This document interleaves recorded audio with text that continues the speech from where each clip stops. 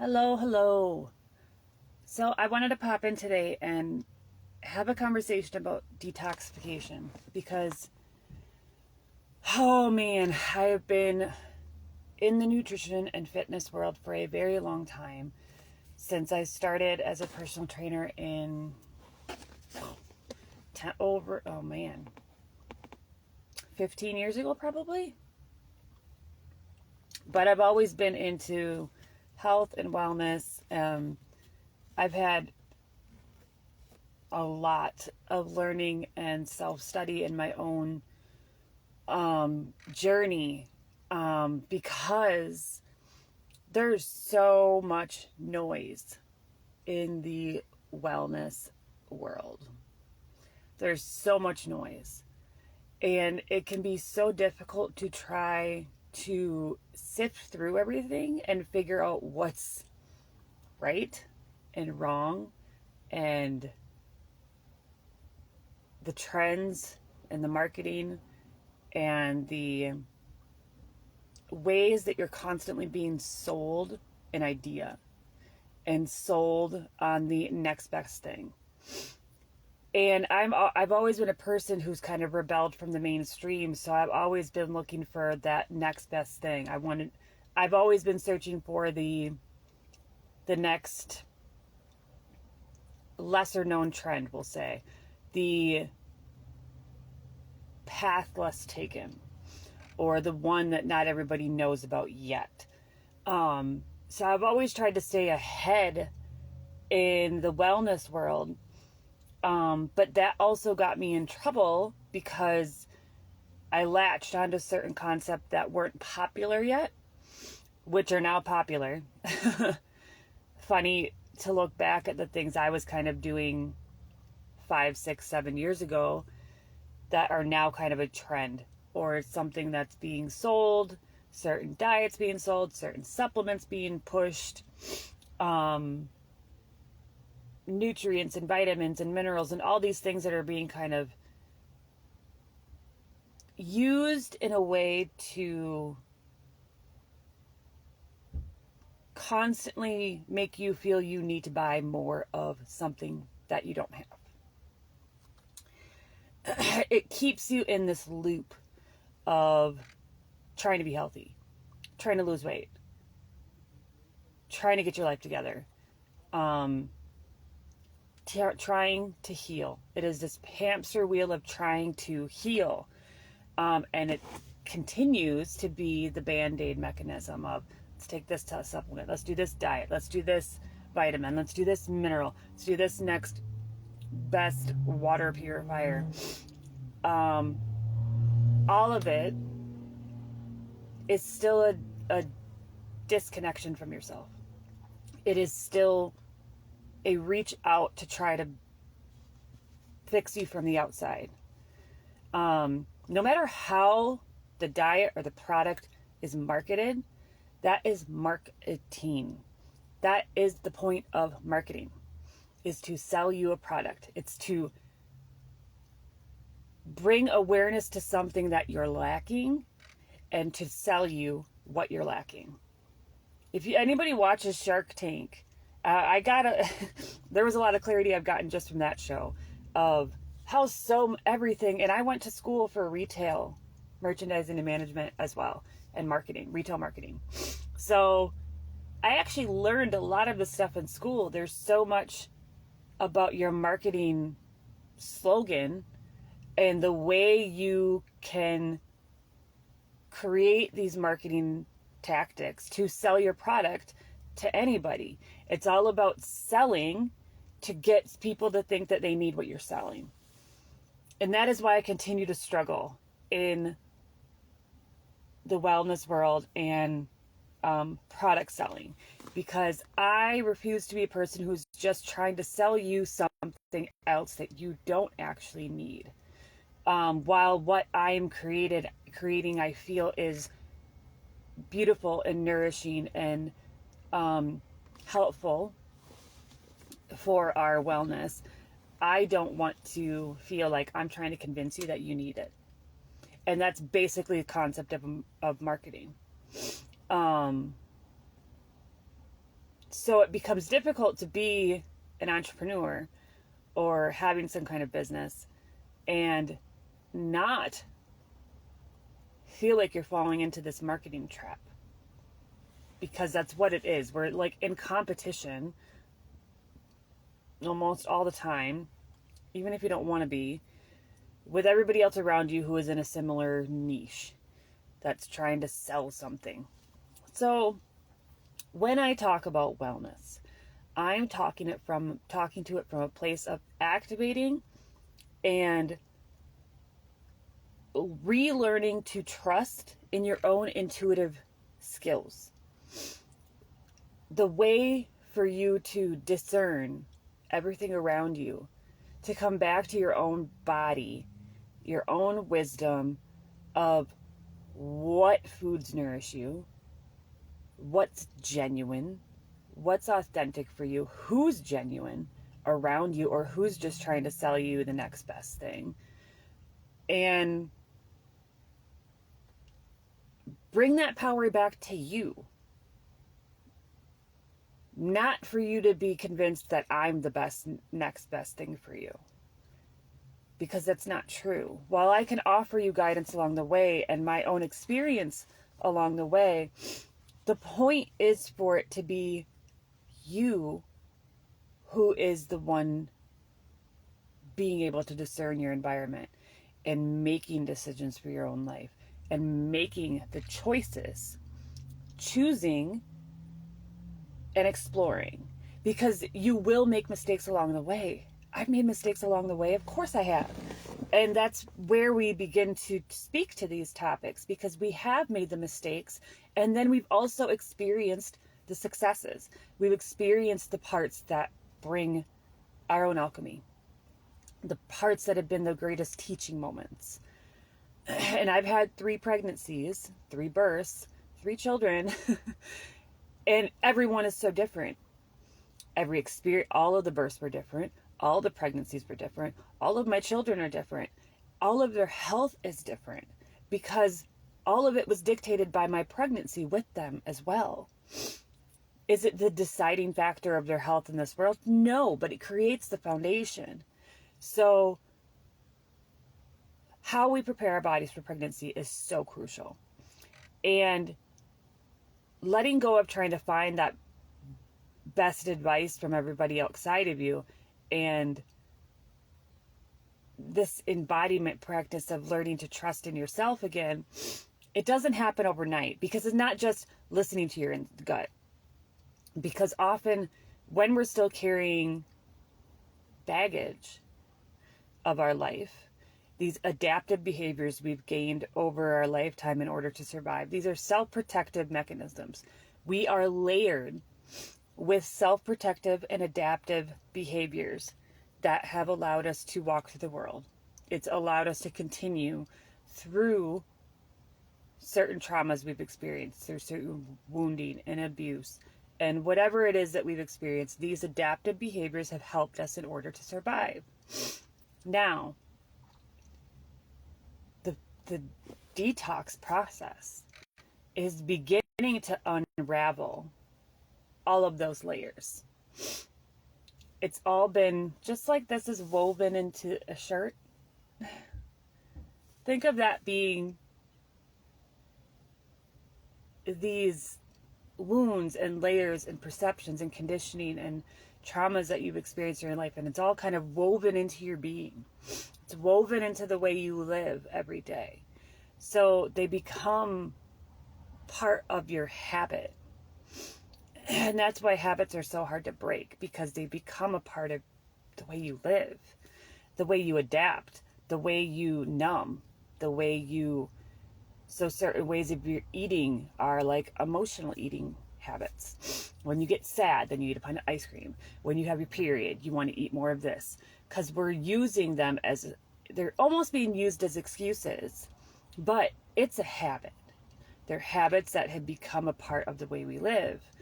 And in order to change those, it's not just a practice of the mind. It's not just a psyche practice. It's not just a matter of changing your thoughts will change your health.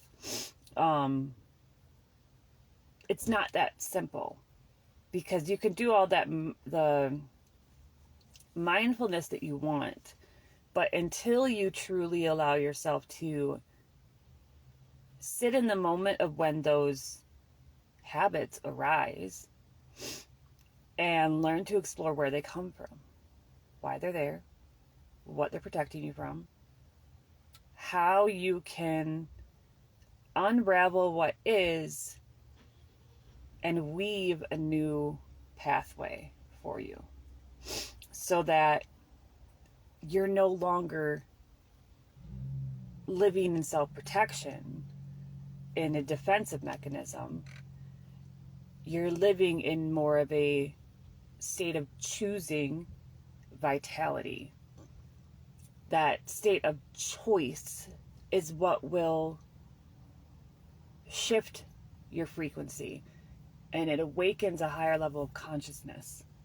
So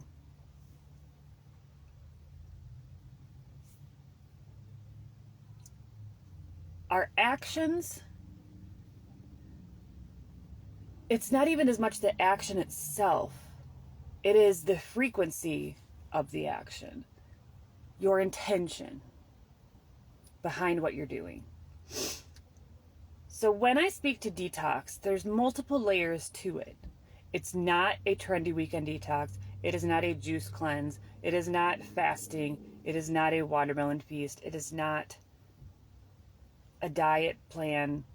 While many of these things could be a part of it, when I speak to detox, I'm speaking to the emotional, mental, and physical unraveling process that does often begin with a nutritional change, because the physical is the final manifestation of dis-ease. So if we're working in reverse, we must first make nutritional changes to almost unlock and unbind our body from the heaviness of the layers of habits we've been experiencing. So as the nutrition changes, you start to cleanse physically. The internal parts of your body will start to cleanse, but it's an energetic releasing as well. And as that begins to happen, physically you're releasing in the body. Energetically, you're going to start to pull up the emotional baggage as well. The emotional layers, those little, we're talking about weaving, so let's stay in that. The little twines. What's the word I'm thinking of? Threads. The individual threads of what has been woven into your existence and what's behind each of them. And that becomes your deep, deep self-devotion practice to constantly and curiously continue to learn about yourself. Because all of this is about your own self-devotion practice, your own wellness practice, your own self-alchemy. It's a soul journey. It's not just a physical vessel journey. A lot of people even think if you're thin, then you're healthy. It's not that simple. It's not just a matter of being thin. Being a healthy weight, yeah, it probably serves you well to a point. But that is why I say exercise can also be just as much an addiction as drugs. Because it becomes another means of escaping or behaviors of self-protection. A lot of times people go to the gym so that they can eat certain ways and not gain weight. Or they go to the gym so that they can lose weight. We need to get rid of the so that. Just choosing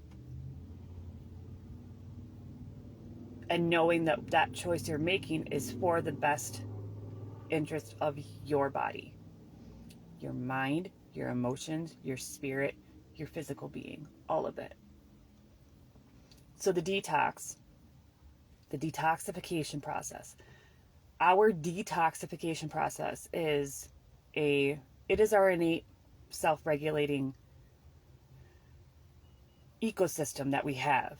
Our body naturally detoxifies on a daily basis. With the crap that our food industry had become, our environmental systems, the colonization of our world, we've gradually become more and more exposed to higher amounts of toxicity, poison, crap on a daily basis. So we are now so overloaded that to truly be able to allow ourselves to come back into a homeostatic state of being, we need to begin a detoxification, deeper cellular detox and regenerative process. And yes, it starts with nutrition. There can be different layers of that as well, but it starts with just starting to eat differently, eating less processed foods, eating less meat, getting rid of dairy, getting rid of contaminated wheat products. I mean, grains altogether should probably go, but you can, and this gets into a deeper part, a more progressed maintenance plan of what types of grains you can eat. I like wild rice. That's the only kind of rice that I have at my house. There's certain kinds of jasmine and basmati that are okay, but again, there's intentionality to what you're buying and how you're preparing it. Beans are pretty heavy. You don't want to have too many of those. Eating more fruit in general is the beginning of your detox, because those are the highest frequency, most hydrating, and most nourishing foods that you can provide your body. And with that hydration and nourishment, you're going to begin the internal detox and releasing process, which is the beginning of getting rid of the obstructions within your colon and your intestinal tract. Because if you're constipated, literally constipation and the congestion of your colon is where dis-ease begins. So cleaning out your digestive tract is step one. And then it goes into lymphatic system, kidneys, liver, stomach, pituitary. I mean, it just kind of progresses from there. And I'm not one who focuses on each of those little individual organs like many detox specialists do who have studied under Dr. Morse. And that's another layer that I can speak to on another video. But the reason I don't do that is because we are looking at the whole body as an interconnected system. So while, yes, we might see kidney weaknesses here, and that's a good thing to look at and be aware of, if I'm looking at your wellness, because I can see symptoms that are arising that relate to that kidney weakness. Same with the stomach. If I'm seeing things like acid reflux or GERD, I know that there's a certain level of acidity being pushed back up into the up into the stomach through the intestinal tract, which means you are constipated. You are having a backtracking of your foods, and it's likely due to the amount of congestion in your intestinal tract and bowel system. Lymphatic stagnation. If you start to see a lot of skin issues coming up, the psoriasis, the eczema, the acne, the moles, the tumors even, any type of skin issues are going to be very related to lymphatic system, but also kidneys, because kidney is a filtration system as well. So all of those things are signals. Like I said, all of the symptoms are signals, but it's not a process of backtracking to diagnose, oh, oh, this is your kidney issue. Because that's the way allopathic systems often work, is picking the organs or picking the diagnosis to say, this is your problem and this is how we're going to treat it with this medicine. And that isn't working. That's not healing. The whole body system is the way we truly alchemize and amplify our frequency in a really powerful, life-altering way. And that is what I'm here to offer you. Because primarily I want to offer this work for women preparing for pregnancy and motherhood. Because doing this step first, this detox process, will help walk you even further into the beautiful world of instinctual motherhood. Activating those instincts and intuition that is already within you, but has been hidden by these layers of self-protective behaviors. When we begin to pull it all back, unravel what's been woven, you're going to be able to weave a new and beautiful life for yourself that is self-led, that is led from your own spirit, from your own heart, in devotion to yourself and your family. And then you are able to show up that much more committed and intentional and conscious with your children and your family. So I'm going to leave that for today. On June 1st, I am going to be having my birth liberation masterclass. And that is where we're going to start to walk down this journey of detoxification into purification, into awakening and expansion, and what these stages are, what they all mean, how they all play a role in our journey of motherhood, and how we can really shift the way we enter motherhood by working these stages before we actually get pregnant. Because that's what I did with mine. I had the difficult pregnancy in my first baby, and by making so many of these changes with my second, it clicked this new activation that I didn't even know was possible, and it's been an ongoing journey ever since. So I'm here to help guide you by my own experiences, my own self-study, the knowledge I've gained through many different nutrition and detox programs. So registration opens tomorrow for the Birth Liberation Masterclass, and I would love for you to join.